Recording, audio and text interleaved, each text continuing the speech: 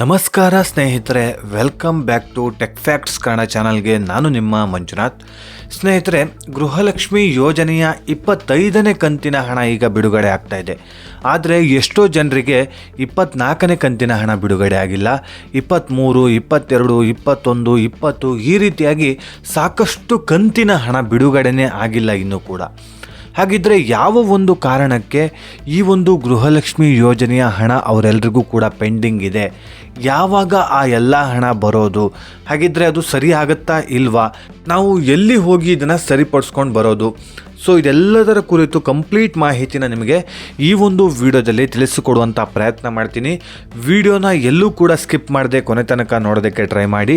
ನೀವಿನ್ನೂ ಯಾರ್ಯಾರು ಹೊಸಬರು ನನ್ನ ಚಾನಲ್ನ ಸಬ್ಸ್ಕ್ರೈಬ್ ಮಾಡದೆ ಈ ಒಂದು ವಿಡಿಯೋನ ನೋಡ್ತಾ ಇದ್ದೀರೋ, ಪ್ಲೀಸ್ ಸಬ್ಸ್ಕ್ರೈಬ್ ಮಾಡಿ, ಪಕ್ಕದಲ್ಲಿರುವಂತಹ ಬೆಲ್ ಐಕಾನ್ನ ಪ್ರೆಸ್ ಮಾಡಿ. ಸ್ನೇಹಿತರೆ, ನಮ್ಮ ಶ್ರಮಕ್ಕೆ ನಿಮ್ಮ ಹತ್ತಿರ ಕೇಳಿಕೊಳ್ಳೋದು ಒಂದೇ ಒಂದು, ಸಬ್ಸ್ಕ್ರೈಬ್ ಮಾಡಿ, ಸಪೋರ್ಟ್ ಮಾಡಿ. ಸಬ್ಸ್ಕ್ರೈಬ್ ಉಚಿತವಾಗಿರುತ್ತೆ. ಸೊ ಈ ಒಂದು ವಿಡಿಯೋ ನಿಮಗೆ ಇಷ್ಟ ಆಗ್ತಾ ಇದ್ದರೆ ಲೈಕ್ ಮಾಡಿ, ಸಾಧ್ಯವಾದಷ್ಟು ನಿಮ್ಮ ಸ್ನೇಹಿತರಿಗೆ ಈ ಒಂದು ವಿಡಿಯೋನ ಶೇರ್ ಮಾಡಿ ಅಂತ ಹೇಳ್ತಾ ಈ ಒಂದು ವಿಡಿಯೋನ ಶುರು ಮಾಡೋಣ ಬನ್ನಿ. ಸ್ನೇಹಿತರೆ, ಗೃಹಲಕ್ಷ್ಮಿ ಯೋಜನೆಯ 25ನೇ ಕಂತಿನ ಹಣ ಇದೇ ತಿಂಗಳಲ್ಲಿ ಬಿಡುಗಡೆ ಆಗ್ತಾ ಇದೆ. ಜೊತೆಗೆ ಫೆಬ್ರವರಿ ಹಾಗೆ ಮಾರ್ಚು ಈ ಎರಡೂ ಕಂತಿನ 4,000 ರೂಪಾಯಿ ಕೂಡ ಇದೇ ತಿಂಗಳಲ್ಲಿ ಜಮಾ ಆಗ್ತಿರುವಂಥದ್ದು. ಆದರೆ ಎಷ್ಟೋ ಜನಗಳಿಗೆ ಇನ್ನೂ ಕೂಡ 24ನೇ ಕಂತಿನ ಹಣನೇ ಬಿಡುಗಡೆ ಆಗಿಲ್ಲ. ಹಾಗೆ 23ನೇ ಕಂತಿನ ಹಣ ಬಿಡುಗಡೆ ಆಗಿಲ್ಲ. 22, 21, 20 ಈ ರೀತಿಯಾಗಿ ಸಾಕಷ್ಟು ಕಂತಿನ ಹಣ ಇನ್ನೂ ಕೂಡ ಬಿಡುಗಡೆ ಆಗಿಲ್ಲ. ಹಾಗಿದ್ರೆ ಅವರೆಲ್ಲರಿಗೂ ಕೂಡ ಯಾವಾಗ ಹಣ ಬಿಡುಗಡೆ ಆಗತ್ತೆ? ಸೊ ಯಾವ ಒಂದು ಪ್ರಾಬ್ಲಮಿಗೆ ಅವರಿಗೆ ಹಣ ಇನ್ನೂ ಕೂಡ ಬಿಡುಗಡೆ ಆಗಿಲ್ಲ? ಬೇರೆ ಎಲ್ರಿಗೂ ಕೂಡ ಜಮಾ ಆಗಿದೆ, ಕೆಲವು ಜನಗಳಿಗೆ ಮಾತ್ರ ಹಣ ಜಮಾ ಆಗ್ತಾ ಇಲ್ಲಲ್ಲ. ಇದರ ಹಿಂದಿನ ಸಮಸ್ಯೆ ಆದರೂ ಏನು ಅಂತ ಈ ಒಂದು ವಿಡಿಯೋದಲ್ಲಿ ಕಂಪ್ಲೀಟ್ ಮಾಹಿತಿನ ತಿಳಿಸ್ಕೊಡ್ತೀನಿ ಸ್ನೇಹಿತರೆ. ಈಗಾಗಲೇ ಗೃಹಲಕ್ಷ್ಮಿ ಯೋಜನೆ ಬಗ್ಗೆ ಅಂತಲ್ಲ, ಅನ್ನಭಾಗ್ಯ ಯೋಜನೆಯಲ್ಲೂ ಕೂಡ ಈ ಒಂದು ಎಫೆಕ್ಟ್ ಆಗಿರುವಂಥದ್ದು. ಅನ್ನಭಾಗ್ಯ ಯೋಜನೆಯಲ್ಲೂ ಕೂಡ ಉಚಿತ ಅಕ್ಕಿ ಸಿಗ್ತಾ ಇಲ್ಲ. ರೇಷನ್ ಕಾರ್ಡೇ ರಿಮೂವ್ ಆಗಿದೆ ಸ್ನೇಹಿತರೆ. ಸೊ ಹಾಗಿದ್ರೆ ಯಾವ ಒಂದು ಕಾರಣಕ್ಕಂತ ಹೇಳಿದ್ರೆ, ಈಗಾಗಲೇ ಸಿದ್ದರಾಮಯ್ಯನವರು ಒಂದು ನಿರ್ಧಾರನ ಕೈಗೊಂಡಿದ್ರು. ಕಳೆದ ಒಂದು 6 ತಿಂಗಳ ಹಿಂದೆನೇ ಒಂದು ಡಿಸಿಷನ್ನ ಕೈಗೊಂಡಿದ್ರು. ಆ ಒಂದು ಡಿಸಿಷನ್ ಏನಂತ ಹೇಳಿದ್ರೆ, ಸಾಕಷ್ಟು ಜನರು ಫೇಕ್ ಆಗಿರುವಂತಹ BPL ಆಗಿರ್ಬೋದು, ಅಂತ್ಯೋದಯ ಆಗಿರ್ಬೋದು ಕಾರ್ಡ್ಗಳನ್ನು ಹೊಂದಿದ್ದಾರೆ ಅಂತ ಹೇಳ್ಬಿಟ್ಟು ಎಷ್ಟೋ ಜನರು ಇನ್ಕಮ್ ಟ್ಯಾಕ್ಸ್ನ ಕಟ್ತಾ ಇದ್ದಾರೆ, ಹಾಗೆ GSTನ ಕಟ್ತಾ ಇದ್ದಾರೆ. ಅವರ ಬಳಿ ಸಾಕಷ್ಟು ಹಣ ಇದೆ, ಆದರೂ ಕೂಡ ನಾವು ಬಡವರು ಅಂತ ಹೇಳ್ಬಿಟ್ಟು ಉಚಿತವಾಗಿ ರೇಷನ್ನ ಪಡ್ಕೊಳ್ಳೋದಾಗಿರ್ಬೋದು, ಈ ಒಂದು ಗೃಹಲಕ್ಷ್ಮಿ ಯೋಜನೆಯ 2,000 ರೂಪಾಯಿ ಹಣನ ಪಡ್ಕೊಳ್ಳೋದಾಗಿರ್ಬೋದು, ಈ ರೀತಿಯಾಗಿ ಉಚಿತ ಸೌಲಭ್ಯಗಳನ್ನೆಲ್ಲದನ್ನು ಕೂಡ ಪಡ್ಕೊಳ್ತಾ ಇದ್ದಾರೆ ಅಂತ ಸರ್ಕಾರದ ವಾದ. ಜೊತೆಗೆ ವೈಟ್ ಬೋರ್ಡ್ ಕಾರ್ ಮನೆಯಲ್ಲಿದ್ದರೂ ಕೂಡ ನೀವು ರೇಷನ್ನ ಪಡ್ಕೊಳ್ತಾ ಇದ್ದೀರಾ, ಹಾಗೆ ಈ ಒಂದು ಗೃಹಲಕ್ಷ್ಮಿ ಯೋಜನೆಯ ಹಣನ ಪಡ್ಕೊಳ್ತಾ ಇದ್ದೀರಾ. ಜೊತೆಗೆ ಗೌರ್ನಮೆಂಟ್ ಕೆಲಸದಲ್ಲಿದ್ರಿ ಅಂತ ಹೇಳಿದ್ರೆ, ಗೌರ್ನಮೆಂಟ್ನ ಯಾವುದೇ ಒಂದು ಹುದ್ದೆಯಲ್ಲೂ ಕೂಡ ನೀವಿದ್ದೀರಾ, ಅಥವಾ ಮನೆಯ ಸಿಬ್ಬಂದಿ ಇದ್ದಾರೆ, ಮನೆಯ ಸದಸ್ಯರಿದ್ದಾರೆ ಅಂತ ಹೇಳಿದ್ರೆ, ನಿಮ್ಮ ಒಂದು BPL ಆಗಿರ್ಬೋದು, ಅಂತ್ಯೋದಯ ರೇಷನ್ ಕಾರ್ಡ್ ಆಗಿರ್ಬೋದು, ಎರಡೂ ಕೂಡ ಕ್ಯಾನ್ಸಲ್ ಆಗುತ್ತೆ. ಸೊ ಈ ರೀತಿಯಾಗಿ ಸಾಕಷ್ಟು ಜನರ ರೇಷನ್ ಕಾರ್ಡ್ಗಳನ್ನು ಕ್ಯಾನ್ಸಲ್ ಮಾಡಿದರೆ, ಹಾಗಾಗಿ ಸಾಕಷ್ಟು ಜನರಿಗೆ ಈಗಾಗಲೇ ಈ ಒಂದು ಗೃಹಲಕ್ಷ್ಮಿ ಯೋಜನೆಯ ಹಣ ಏನು ಬರಬೇಕು ಅದು ಬರ್ತಾ ಇಲ್ಲ. ಸೊ ಈ ಒಂದು ಪ್ರಾಬ್ಲಮ್ ಇಂದ ಬರ್ತಾ ಇಲ್ಲ ಸ್ನೇಹಿತರೆ. ಹಾಗಿದ್ರೆ APL ಕಾರ್ಡ್ ಇದೆಯಲ್ಲ, ಅವ್ರದ್ದು ಕೂಡ ಬರ್ತಾ ಇತ್ತಲ್ಲ ಅಂತ ಹೇಳ್ಬಿಟ್ಟು ನೀವು ಕೇಳ್ಬೋದು. ಅವರಿಗೂ ಕೂಡ ಈ ಒಂದು ಯೋಜನೆಯಿಂದ ವಂಚಿತರಾಗಬಾರ್ದು ಅಂತ ಹೇಳ್ಬಿಟ್ಟು ಅವರಿಗೂ ಕೂಡ ಈ ಒಂದು ಯೋಜನೆಯ ಹಣನ ಹಾಕ್ತಾ ಇದ್ರು. ಮೇನ್ ಪ್ರಾಬ್ಲಮ್ ಆಗಿರೋದಂಥದ್ದೇ ಅಲ್ಲೇ.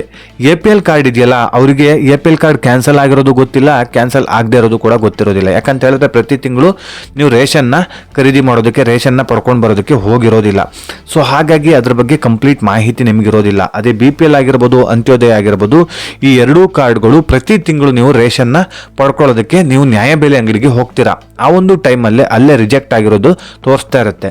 ಆದರೆ APL ಕಾರ್ಡ್ ಎಷ್ಟೋ ಜನರು APL ಕಾರ್ಡ್ ಮಾಡಿಸ್ಕೊಳ್ತಾರೆ, ಅದು ಯಾವುದೋ ಮನೆಯಲ್ಲಿ ಒಂದು ಗೋಡ್ರೇಜಲ್ಲೋ ಎಲ್ಲೋ ಒಂದು ಡ್ರಾಯರಲ್ಲೋ ಮೂಲೆಯಲ್ಲಿ ಬಿದ್ದಿರುತ್ತೆ. ಸೊ ಅದನ್ನು ಯೂಸ್ ಆಗೋದು ಇನ್ಯಾವುದೋ ಒಂದು ಕಾಲಕ್ಕೆ. ಅದು ಯಾವುದಕ್ಕೂ ಬೇಕಂತ ಏನಿಲ್ಲ. BPL ರೇಷನ್ ಕಾರ್ಡ್ ಥರ ಪ್ರತಿಯೊಂದಕ್ಕೂ ಕೂಡ ಬೇಕಂತ ಏನಿಲ್ಲ. ಹಾಸ್ಪಿಟ್ಲಿಗಾಗಿರ್ಬೋದು, ಯಾವುದಕ್ಕೂ ಕೂಡ ಆ ಒಂದು APL ಕಾರ್ಡು ಯೂಸ್ ಆಗೋದಿಲ್ಲ. ಸೊ ಹಾಗಾಗಿ APL ಕಾರ್ಡ್ ಬಳಕೆ ಸಾಕಷ್ಟು ಕಮ್ಮಿ ಇದೆ. ಸೊ APL ಕಾರ್ಡ್ದಾರರಿಗೆ ಈ ರೀತಿ ಎಫೆಕ್ಟ್ ಆದರೂ ಕೂಡ ಗೊತ್ತಿರೋದಿಲ್ಲ. ಯಾಕಂತ ಹೇಳಿದ್ರೆ APL ಕಾರ್ಡು ನಿಮ್ಮದು ರಿಜೆಕ್ಟ್ ಆಗಿದ್ರೂ ಕೂಡ ನಿಮಗೆ ಅದ್ರ ಬಗ್ಗೆ ಮಾಹಿತಿ ಇರೋದಿಲ್ಲ ಸ್ನೇಹಿತರೆ. ಸೊ ಆದಷ್ಟು ಜನರು ಚೆಕ್ ಮಾಡ್ಕೊಳ್ಳಿ ನಿಮ್ಮ APL ಕಾರ್ಡು ಕ್ಯಾನ್ಸಲ್ ಆಗಿದೆಯಾ ಇಲ್ವಾ ಅಂತೇಳ್ಬಿಟ್ಟು. APL ಕಾರ್ಡು ಕ್ಯಾನ್ಸಲ್ ಆಗಿದೆ, ಜೊತೆಗೆ BPL ಕಾರ್ಡು, ಜೊತೆಗೆ ಅಂತ್ಯೋದಯ ಕಾರ್ಡು, ಈ 3 ಕಾರ್ಡ್ಗಳು ಸಾಕಷ್ಟು ಜನರದ್ದು ಕ್ಯಾನ್ಸಲ್ ಆಗಿದೆ ಸ್ನೇಹಿತರೆ.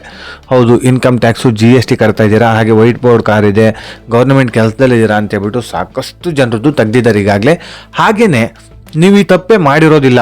ನಾನು ಈಗಾಗಲೇ ಹೇಳಿದಾಗೆ ನೀವು ಯಾವುದೂ ತಪ್ಪನ್ನ ಮಾಡಿಲ್ಲ, ಇನ್ಕಮ್ ಟ್ಯಾಕ್ಸು ಕಟ್ತಾ ಇಲ್ಲ, GSTನೂ ಕಟ್ತಾ ಇಲ್ಲ ಅಂತ ಹೇಳಿದ್ರು ಕೂಡ ನೀವು ಕೂಡ ನಿಮ್ಮ ಹೆಸರು ಕೂಡ ಈ ಒಂದು ಲೀಸ್ಟಲ್ಲಿ ಸೇರ್ಪಡೆ ಆಗಿರುತ್ತೆ. ಅಂಥವ್ರು ಏನು ಮಾಡಬೇಕು, ಮೇಯ್ನ್ ಇರೋದೇ ಅಲ್ಲಿ.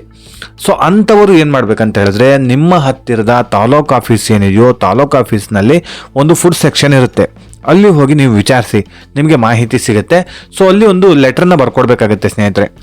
ನಮಗೆ ಈ ಒಂದು ಏನು ಇನ್ಕಮ್ ಟ್ಯಾಕ್ಸ್ ಆಗಿರ್ಬೋದು, GST ಆಗಿರ್ಬೋದು ಕಟ್ತಾ ಇಲ್ಲ, ವೈಟ್ ಬೋರ್ಡ್ ಕಾರು ನಮ್ಮನೇಲಿಲ್ಲ, ಗೌರ್ನಮೆಂಟ್ ಹುದ್ದೆಯಲ್ಲೂ ನಾವಿಲ್ಲ, ಹಾಗೆ ಹೆಚ್ಚುವರಿ ಆದಾಯ ಕೂಡ ನಮ್ಮ ಬಳಿ ಇಲ್ಲ. ಸೊ ಆದರೂ ಕೂಡ ನಮ್ಮ ಒಂದು ರೇಷನ್ ಕಾರ್ಡು ಕ್ಯಾನ್ಸಲ್ ಆಗಿದೆ ಅಂತೇಳ್ಬಿಟ್ಟು ನೀವೊಂದು ಪ್ರಮಾಣ ಪತ್ರನ ಬರ್ಕೊಡ್ಬೇಕಾಗತ್ತೆ. ಸೊ ಆ ಒಂದು ಪತ್ರನ ವೆರಿಫಿಕೇಷನ್ ಮಾಡಿ ಸರ್ಕಾರ ವೆರಿಫಿಕೇಷನ್ ಮಾಡುತ್ತೆ. ಅದಾದ ಮೇಲೆ ನಿಮಗೆ ನಿಮ್ಮ ಒಂದು ರಿಜೆಕ್ಟ್ ಆಗಿರುವಂತಹ ರೇಷನ್ ಕಾರ್ಡು ಆ್ಯಕ್ಟಿವ್ ಆಗುತ್ತೆ ಸ್ನೇಹಿತರೆ. ಹಾಗೆ ನಿಮಗೇನಾದರೂ ರೇಷನ್ ಕಾರ್ಡಿನಲ್ಲಿ ಪ್ರಾಬ್ಲಮ್ ಇಲ್ಲ, ಬರೀ ನಿಮ್ಮ ಅಕೌಂಟ್ನಲ್ಲಿ ಹಣ ಬೀಳ್ತಾ ಇಲ್ಲ ಅಂದರೆ ರೇಷನ್ ಕಾರ್ಡ್ ಪ್ರತಿ ತಿಂಗಳು ನೀವು ರೇಷನ್ನ ಪಡ್ಕೊಂಡು ಬರ್ತಾ ಇದ್ದೀರಾ, ಸೊ ಅದು ಯಾವುದೇ ರೀತಿಯಾದಂಥ ಸಮಸ್ಯೆ ಇಲ್ಲ. ಆದರೆ ಗೃಹಲಕ್ಷ್ಮಿ ಯೋಜನೆಯ 2,000 ರೂಪಾಯಿ ಮಾತ್ರ ನಿಮ್ಮ ಅಕೌಂಟಿಗೆ ಬರ್ತಾ ಇಲ್ಲ ಅಂತ ಹೇಳಿದ್ರೆ ನೀವು ಏನು ಮಾಡ್ಬೇಕಂತ ಹೇಳಿದ್ರೆ ನಿಮ್ಮ ಹತ್ತಿರದ ಅಂಗನವಾಡಿ ಟೀಚರ್ಸ್ ಏನಿದಾರೋ ಟೀಚರ್ಸ್ ಹತ್ರ ಹೆಚ್ಚಿನ ಮಾಹಿತಿ ಇರುತ್ತೆ. ಯಾಕಂತ ಹೇಳಿದ್ರೆ ಟೀಚರ್ಸ್ಗಳು ಮಹಿಳಾ ಮತ್ತು ಮಕ್ಕಳ ಅಭಿವೃದ್ಧಿ ಇಲಾಖೆಯ ಅಂಡರಲ್ಲೇ ವರ್ಕ್ ಮಾಡ್ತಿರುವಂಥದ್ದು. ಹಾಗಾಗಿ ಅಲ್ಲೇ ಹೋಗಿ ವಿಚಾರಿಸಿ ನೀವು, ಟೀಚರ್ಸ್ ನಮಗೆ ಇಷ್ಟು ಕಂತಿನ ಹಣ ಜಮಾ ಆಗಿಲ್ಲ, ಸೊ ಏನು ಪ್ರಾಬ್ಲಮ್ ಆಗಿದೆ ಅಂತ ಗೊತ್ತಿಲ್ಲ, ಇದನ್ನು ಸರಿಪಡಿಸಿ ಕೊಡಿ ಅಂತ ಹೇಳಿದ್ರೆ ಅವರೇ ಒಂದು ಲೆಟ್ರನ್ನ ಬರ್ಕೊಡಿ ಅಂತ ಹೇಳ್ತಾರೆ. ಹಾಗೆ ನಿಮ್ಮ ಒಂದು ಆಧಾರ್ ಕಾರ್ಡು ರೇಷನ್ ಕಾರ್ಡ್ನ ಜೆರಾಕ್ಸು ಕೇಳ್ತಾರೆ. ಅದಾದಮೇಲೆ ಅವರು ಮಹಿಳಾ ಮತ್ತು ಮಕ್ಕಳ ಅಭಿವೃದ್ಧಿ ಇಲಾಖೆಗೆ ಅಪ್ಡೇಟ್ ಮಾಡ್ತಾರೆ. ಸೊ ಅದಾದಮೇಲೆ ನಿಮ್ಮ ಅಕೌಂಟಿಗೆ ಏನು ಹಣ ಬರೋದು ಜಮಾ ಆಗೋದು ಬಾಕಿ ಇದೆಯೋ ಸೊ ಅದೆಲ್ಲದನ್ನು ಕೂಡ ಕ್ಲಿಯರ್ ಮಾಡ್ತಾರೆ ಸ್ನೇಹಿತರೆ. ಇಲ್ಲ ಅಂತ ಹೇಳಿದ್ರು ಕೂಡ ಡೈರೆಕ್ಟಾಗಿ ನಿಮ್ಮ ತಾಲೂಕಿನಲ್ಲಿ ಮಹಿಳಾ ಮತ್ತು ಮಕ್ಕಳ ಅಭಿವೃದ್ಧಿ ಇಲಾಖೆ ಅಥವಾ ಮಹಿಳಾ ಮತ್ತು ಮಕ್ಕಳ ಕಲ್ಯಾಣ ಇಲಾಖೆ ಅಂತೇಳ್ಬಿಟ್ಟು ಇರುತ್ತೆ. ಪ್ರತಿಯೊಂದು ತಾಲೂಕಿನಲ್ಲೂ ಕೂಡ ಈ ಒಂದು ಕಚೇರಿ ಇದ್ದೇ ಇರುತ್ತೆ ಸ್ನೇಹಿತರೆ. ಅಲ್ಲಿ CDPO ಅಂತ ಇರ್ತಾರೆ, ಅವರನ್ನು ಭೇಟಿ ನೀಡಿ ಅಲ್ಲಿ ನಿಮಗೆ ಹೆಚ್ಚಿನ ಮಾಹಿತಿ ಸಿಗುತ್ತೆ. ನಿಮ್ಮ ಒಂದು ಡಾಕ್ಯುಮೆಂಟ್ಸ್ನ ತಗೊಂಡೋಗಿ, ಆಧಾರ್ ಕಾರ್ಡು ರೇಷನ್ ಕಾರ್ಡನ್ನು ಕಡ್ಡಾಯವಾಗಿ ತಗೊಂಡೋಗ್ಬೇಕಾಗುತ್ತೆ, ಜೆರಾಕ್ಸ್ ಇದ್ರೂ ಸಾಕು. ನಿಮ್ಗೇನು ಪ್ರಾಬ್ಲಮ್ ಆಗಿದೆಯೋ, ನಿಮ್ಗೆ ಎಷ್ಟು ಕಂತಿನ ಹಣ ಬಾಕಿ ಇದೆಯೋ ಅದನ್ನು ಕ್ಲಿಯರ್ ಮಾಡ್ತಾರೆ. ಸೊ ನಿಮ್ಮ ಸಮಸ್ಯೆಗಳನ್ನು ಬಗೆಹರಿಸೋದಕ್ಕಂತಲೇ ಅವರು ಇರುವಂಥದ್ದು ಮಹಿಳಾ ಮತ್ತು ಮಕ್ಕಳ ಅಭಿವೃದ್ಧಿ ಇಲಾಖೆ. ಸೊ ಅವರ ಅಂಡರಲ್ಲೇ ಈ ಒಂದು ಕೆಲಸ ನಡೆಯುವಂಥದ್ದು, ಅವರ ಸೆಕ್ಷನಿಂದಲೇ ನಿಮಗೆ ಹಣ ಜಮಾ ಆಗ್ತಿರುವಂಥದ್ದು ಸ್ನೇಹಿತರೆ. ಈಗಾಗಲೇ ಲಕ್ಷ್ಮೀ ಹೆಬ್ಬಾಳ್ಕರ್ ಅವರು ಏನಿದಾರೋ ಅವರು ಮಹಿಳಾ ಮತ್ತು ಮಕ್ಕಳ ಅಭಿವೃದ್ಧಿ ಇಲಾಖೆಯ ಸಚಿವರು.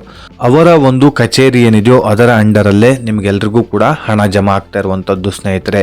ಹಾಗಾಗಿ ಈ ಒಂದು ಆಫೀಸಿಗೆ ನೀವು ಭೇಟಿ ನೀಡಿದ್ರಂತ ಹೇಳಿದ್ರೆ ನಿಮ್ಮ ಒಂದು ಪ್ರಾಬ್ಲಮ್ಸು ಕ್ಲಿಯರ್ ಆದಂಗೆ. ಆದಷ್ಟು ಬೇಗ ಹೋಗಿ ಮಾಹಿತಿನ ಪಡ್ಕೊಳ್ಳಿ, ಏನು ಪ್ರಾಬ್ಲಮ್ ಆಗಿದೆಯೋ ಅದನ್ನು ಕ್ಲಿಯರ್ ಮಾಡ್ಕೊಳ್ಳಿ, ಜಾಸ್ತಿ ದಿನ ಬಿಡೋದಕ್ಕಂತ ಹೋಗಬೇಡಿ. ಆದರೆ ಈಗಾಗಲೇ 24ನೇ ಕಂತಿನ ಹಣ ಮಾತ್ರ ನಿಮಗೆ ಜಮಾ ಆಗಿಲ್ಲ ಅಂತ ಹೇಳಿದ್ರೆ ನಿಮಗೆ ಹಣ ಜಮಾ ಆಗುತ್ತೆ. ವೆಯ್ಟ್ ಮಾಡಿ, ಗಡಿಬಿಡಿ ಮಾಡೋದಕ್ಕಂತ ಹೋಗಬೇಡಿ. ಸಾಕಷ್ಟು ಜನರು ಸರ್ ನಮಗೆ 24ನೇ ಕಂತಿನ ಹಣನೇ ಜಮಾ ಆಗಿಲ್ಲ, ನಾವು ಹೋಗಿ ಮಹಿಳಾ ಮತ್ತು ಮಕ್ಕಳ ಅಭಿವೃದ್ಧಿ ಇಲಾಖೆಗೆ ಲೆಟ್ರ್ ಕೊಡೋದಾ, ಹಾಗೆ ಡಾಕ್ಯುಮೆಂಟ್ಸ್ ಕೊಡೋದಾ ಅಂತ ಕೇಳಿದ್ರೆ ಖಂಡಿತವಾಗ್ಲೂ ಆ ಒಂದು ಕೆಲಸನ ಮಾಡಬೇಡಿ. ಅವರು ಕೂಡ ನಿಮ್ಮ ಒಂದು ಡಾಕ್ಯುಮೆಂಟ್ಸ್ ಆಗಿರ್ಬೋದು, ನಿಮ್ಮ ಒಂದು ಪತ್ರ ಆಗಿರ್ಬೋದು ಅದನ್ನು ತೆಗೆದುಕೊಳ್ಳೋದಿಲ್ಲ. ಹಾಗಾಗಿ ಸ್ನೇಹಿತರೆ 24ನೇ ಕಂತಿನ ಹಣ ಯಾರ್ಯಾರದ್ದು ಪೆಂಡಿಂಗ್ ಇದೆಯೋ ಅವ್ರು ಯಾರು ಕೂಡ ಹೋಗುವಂಥ ಅವಶ್ಯಕತೆ ಇಲ್ಲ. 23, 22, 21, 20 ಈ ರೀತಿಯಾಗಿ ಸಾಕಷ್ಟು ಕಂತಿನ ಹಣ ನಿಮ್ಗೇನಾದರೂ ಪೆಂಡಿಂಗ್ ಇದ್ದರೆ ನೀವು ಈ ಒಂದು ಕೆಲಸನ ಮಾಡಿ, ನಿಮ್ಗೇನು ಹಣ ಬರಬೇಕು ಅದನ್ನು ಬರ್ಸೋದಕ್ಕೆ ಟ್ರೈ ಮಾಡ್ತಾರೆ. ಬೈ ಚಾನ್ಸ್ ನಿಮಗೆ ಹಣ ಬಂದಿಲ್ಲ ಅಂತ ಹೇಳಿದ್ರೆ 25ನೇ ಕಂತಿನ ಹಣ ಏನು ಬರಬೇಕೋ ಆ ಒಂದು ಟೈಮಿನಿಂದ ನಿಮಗೆ ಸರಿಯಾಗಿ ನಿಮ್ಮ ಅಕೌಂಟಿಗೆ ಹಣ ಬರೋ ರೀತಿ ಮಾಡಿಕೊಡ್ತಾರೆ. ಈಗಲೇ ಹೋಗಿ ಈ ಒಂದು ಕೆಲಸನ ಎಲ್ಲರೂ ಕೂಡ ಮಾಡಿ. ಯಾರ್ಯಾರ್ದು ಪೆಂಡಿಂಗ್ ಇದೆಯೋ ಅಂಥವರು ಎಲ್ಲರೂ ಕೂಡ ಹೋಗಿ ಈ ಒಂದು ಕೆಲಸನ ಫಾಸ್ಟಾಗಿ ಈಗಲೇ ಮಾಡುವಂಥ ಪ್ರಯತ್ನ ಪಡಿ ಅಂತ ಹೇಳ್ತಾ ಈ ಒಂದು ವಿಡಿಯೋನ ಇಲ್ಲಿಗೆ ಎಂಡ್ ಮಾಡ್ತಾ ಇದ್ದೀನಿ. ಈ ಒಂದು ವಿಡಿಯೋನ ಇಲ್ಲಿಗೆ ಎಂಡ್ ಮಾಡೋದಕ್ಕಿಂತ ಮುಂಚೆ ನೀವಿನ್ನೂ ಯಾರೂ ಕೂಡ ಸಬ್ಸ್ಕ್ರೈಬ್ ಆಗದೆ ಈ ಒಂದು ವಿಡಿಯೋನ ನೋಡ್ತಾ ಇದ್ದೀರೋ ಪ್ಲೀಸ್ ಸಬ್ಸ್ಕ್ರೈಬ್ ಮಾಡಿ, ಪಕ್ಕದಲ್ಲಿರುವಂತಹ ಬೆಲ್ ಐಕನ್ನ ಪ್ರೆಸ್ ಮಾಡಿ. ಈ ವಿಡಿಯೋ ನಿಮಗೆ ಇಷ್ಟ ಆಗಿದ್ರೆ ಲೈಕ್ ಮಾಡಿ, ಸಾಧ್ಯವಾದಷ್ಟು ನಿಮ್ಮ ಸ್ನೇಹಿತರಿಗೆ ಈ ಒಂದು ವಿಡಿಯೋನ ಶೇರ್ ಮಾಡಿ ಅಂತ ಹೇಳ್ತಾ ಇದೇ ರೀತಿ ಇನ್ಫಾರ್ಮೇಟಿವ್ ವಿಡಿಯೋ ಒಂದಿಗೆ ನಾನು ಮುಂದಿನ ವಿಡಿಯೋದಲ್ಲಿ ಸಿಗ್ತೀನಿ. ಅಲ್ಲಿಯವರೆಗೂ ಧನ್ಯವಾದಗಳು.